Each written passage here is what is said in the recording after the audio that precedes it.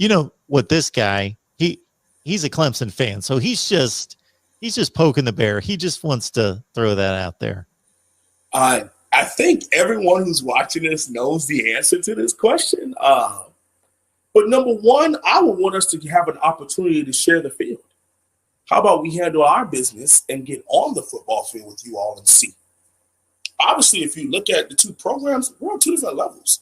You guys are up there with like Georgia and Bama, and like Ohio State. Like it's different tiers, you know. Like we're tier 3, tier 4. Clemson is tier 1.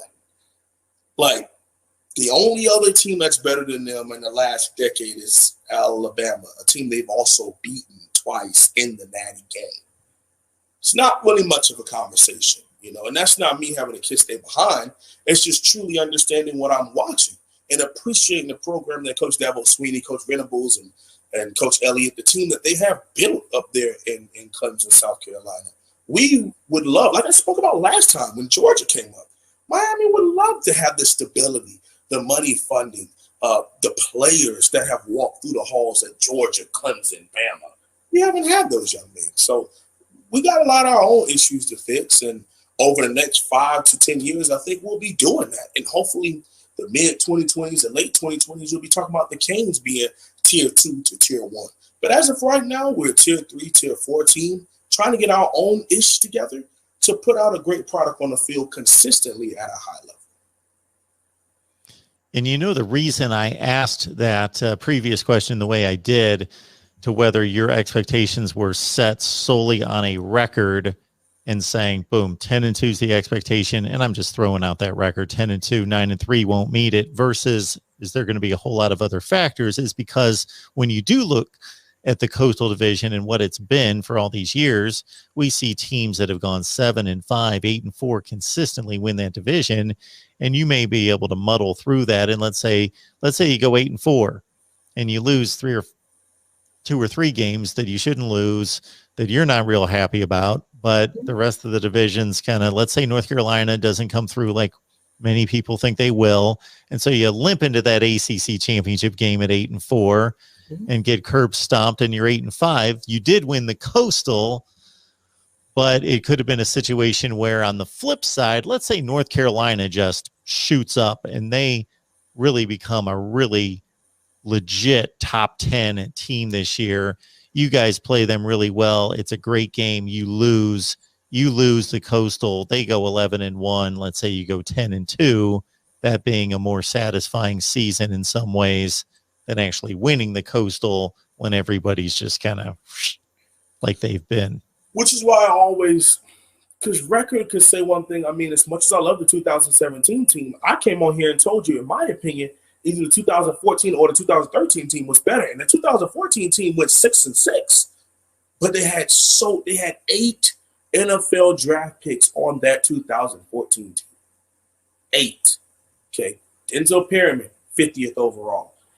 Duke Johnson, 72nd overall. Anthony Chickalo, Artie Burns was 2015. Let me go back. Brad Kaya in the 6th round. Philip Dorsett, 1st round draft pick. Eric Flowers, 1st round draft pick. Okay, we had talent on that team. NFL guys who are still playing to this day. Clyde Walford still playing to this day on the teams that drafted them from the University of Miami in the 1st, 2nd, or 3rd round. You know, we had somebody drafted all 3 days, and we had 2 on the 1st night, okay, on that team. So scheduling says one thing. You know, the number says one thing, but there's always context to it. You look at 2017, Mark. We went 10-3. When it was rolling and it was good, it looked like one of the best teams in college football. Okay, everybody, again, Notre Dame game. Even you were on here like, it was speechless. No one saw that coming. And it was in your face. It was raw. It had the chain on. It got thrown up to 305. It was big time. And then the very next week, you turn on ESPN, and like 3 minutes into the game, Miami, who just blew out Notre Dame, is down 17-0 to Virginia. You know? I remember it. Yep. Yeah. and then had to have a 21-point comeback to beat them. So it goes to tell you there's context to it. The eye on the sky, when you turn in and when you really study these programs, what's going on in them. And that consistent level of playing at the highest, because everyone's not going to be 100 percentile every single time. Give me that 85. Give me that 80. Like on your worst day, are you giving me an 80? Or on your worst day, are you giving me a 75, 60? All right, when we grade things out. Or at your best day, you're a 90, 95, but at your worst day, you're an 80, 77, somewhere in there. So it's still well above average. It's still well above failure, and you're playing at a pretty solid level. You're still above average even when you're at your absolute worst. Or is that your best? Is 80 your absolute best? And then reality is somewhere in between that. So you're really like a 70, 73. But when you play your best, you're at an 80. Then when you play your worst, you're failing. You get what I'm saying? That's where I want to see this program at. There's context to every single thing. When can we get a team who, when the whistle is blown, the guy in the all red with the ESPN suit steps off of the football field because he has his hand up for the commercial breaks, and he puts his hand down and he steps to the side to let everyone know at Hard Rock Stadium the cameras are on, the ball's about to be kicked off. When can I know from that point all the way to when the clock has 3 or 4, depending on which digital marker you use, zeros on it, that this team played at a high level for 60 plus minutes? And I'm not saying we have to be Wisconsin where everything is stern and the O-line is this and the D-line is that and the linebackers are this and no one has any individuality. You just do your job and go home. I'm not saying we have to be that. But there's a certain standard of consistency at the University of Miami that I would like to see. And I don't know if I've seen those seeds planted.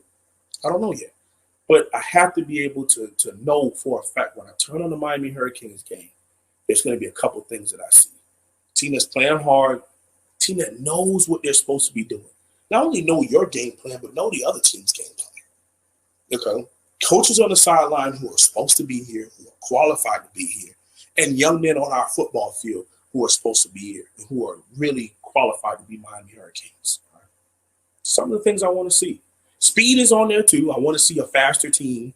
Mark Rick, the first thing he walked in and said, Mark, where are the linemen and where's the speed? And that team went 9-4 and 10-3. But he's coming from Georgia where things were just completely different for a program. So it's a lot, man. It's a lot, but it's fixable.